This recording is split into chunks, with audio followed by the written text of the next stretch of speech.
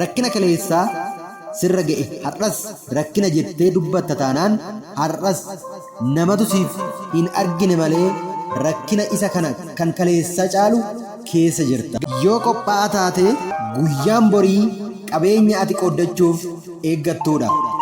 Yoo amante wanta ta'uu barbaadde ni taata. Of hin shakkin inni namni biraan si shakkiyyuu si ga'a. Caarraan amma qabdu kan guddinaati malee kan badiitii miti. Sammuu hidhamaadhaan addunyaa hiikamaa keessa jiraachuu irra qaaman hidhamanii sammuu hiikamaa qabaachutu wayya.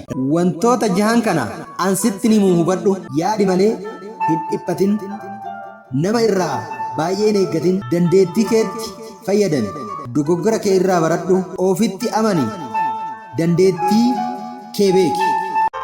Wantoota jahan kana namootatti himin ansittan hima. Karoora kan kee, dadhabbina kan kee, kufaatii kan kee, iccitii kee, sochii kee kan fuula duraa, galii kee yookiin qabeenya kan kee tasuma namatti himin. Warra ati tuffatte eessa jiru? Yeroo dargaggeessa turtetti tuffii warra keetii agarsiisuun salphaa sitti fakkaachuu danda'a. Garuu warri kee ammallee warra kee ta'u. Atis isaan waliin walii galtus walii galuu dhiistus akkaataan isaanii maaliyyuu yoo ta'e yeroo dulloomtu warri kee maaliif akkasitti dhihaachuu barbaadan ni hubatta.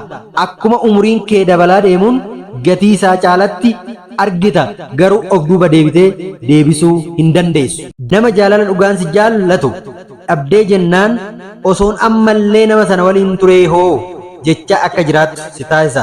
Yeroo qabdu hunda qabeenya godhadhu.